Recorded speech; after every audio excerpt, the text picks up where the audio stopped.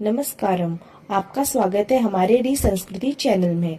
मैं हूं प्रिया और आज हम आपके सामने विवाह और उसके प्रकार के बारे में निकट से जानने का प्रयास करेंगे। हमारे सनातन धर्म में विवाह को 16 संस्कारों में से एक संस्कार माना गया है। यह संस्कार ऋग्वेद व अथर्ववेद में पूर्ण रीति रिवाज के साथ में वर्णित है। विवाह का अर्थ विशेष रूप से वहन करना है। हमारे सनातन धर्म में पाणी ग्रहण संस्कार को सामान्यतया रूप से हिंदू विवाह के नाम से जाना जाता है। हमारे पाणी ग्रहण संस्कार में पति व पत्नी के बीच जन्म व जन्मांतर का संबंध होता है, जिसे किसी भी परिस्थिति में नहीं तोड़ा जा सकता। पवित्र अग्नि को साक्षी मानकर 7 फेरे लेकर और ध्रुव तारा को साक्षी मानकर दोनों तन मन तथा आत्मा से एक पवित्र बंधन में बंध जाते हैं। हमारे हिंदू विवाह में पति व पत्नी के बीच शारीरिक संबंध से अधिक आत्मीय संबंध होता है, जो उनके संबंध को पवित्र एवं सफल बनाता है। सनातन धर्म में विवाह के 8 प्रकार होते हैं, जिसमें से पहला है ब्रह्म विवाह। ब्रह्म विवाह विवाहों में सर्वश्रेष्ठ माना गया है। इस विवाह में पिता अपनी पुत्री के लिए सुयोग्य वर की खोज करके विवाह संपन्न करता है तथा शास्त्रों में यह वर्णित है कि पिता वेदों में पारंगत, आचरणवान, अच्छे कुल के स्वस्थ वर को अपने घर बुलवाकर अपनी पुत्री को वस्त्र व आभूषण से सुसज्जित करके वर को दान करता है, जो आज के आधुनिक हिंदू धर्म के लोग पूर्णायोजित विवाह अर्थात अरेंज मैरिज कहते हैं। दूसरा है दैव विवाह।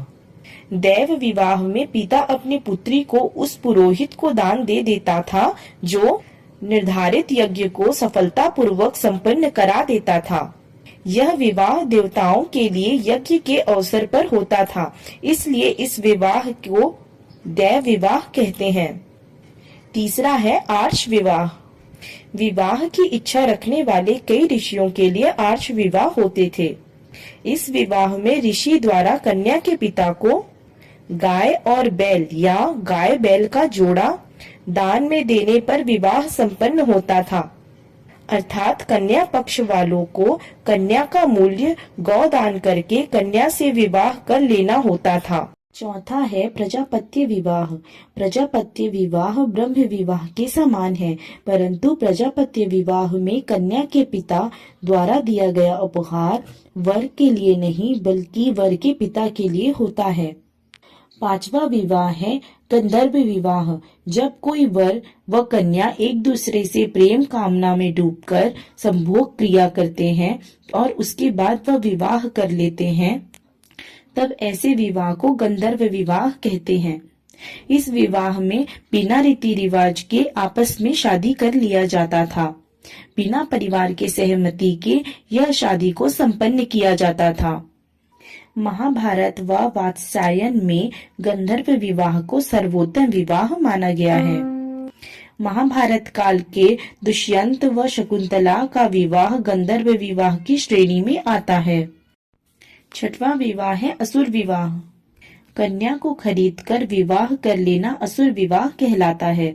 इस विवाह में कन्या को उसके माता पिता या संबंधियों से धन के माध्यम से कन्या को खरीद कर शादी कर लिया जाता है। सातवां है राक्षस विवाह। बलपूर्वक छल कपट द्वारा कन्या का अपहरण करके जोर व जबरदस्ती से विवाह करना राक्षस विवाह कहलाता है। आठवां व अंतिम विवाह है पैशाच विवाह। कन्या के मदहोशी अर्थात गहन निद्रा मानसिक दुर्बलता का लाभ उठाकर उससे शारीरिक संबंध बना लेना और उसके बाद उसके साथ विवाह करना पैशाच विवाह कहलाता है। इस प्रकार कुल 8 विवाह हमारे वैदिक संस्कृति में वर्णित है, जिसमें से ब्रह्म, देव, आर्ष, प्रजापत्य विवाह श्रेष्ठतम व असुर, गंधर्व, पैशाच, राक्षस विवाह को महाभ्रष्ट विवाह में वर्णित किया गया है। इसके अलावा हमारे हिंदू धर्म शास्त्रों में विवाह के अतिरिक्त स्वयंवर, अनुलोभ, प्रतिलोभ विवाह का भी बड़ी तत्परता से उल्लेख है, जिन्हें आज हम विस्तार से भी समझेंगे। पहला है स्वयंवर विवाह।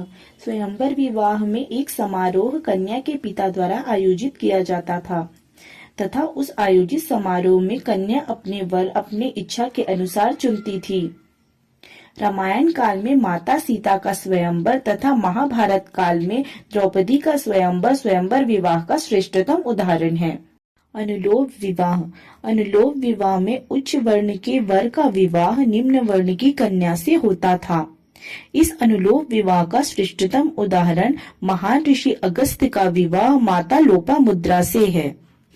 प्रतिलोम विवाह।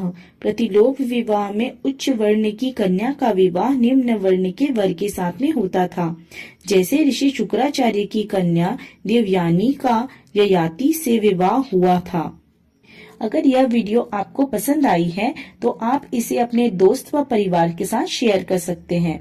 तब तक आप देखते रहिए री संस्कृति। प्रणाम।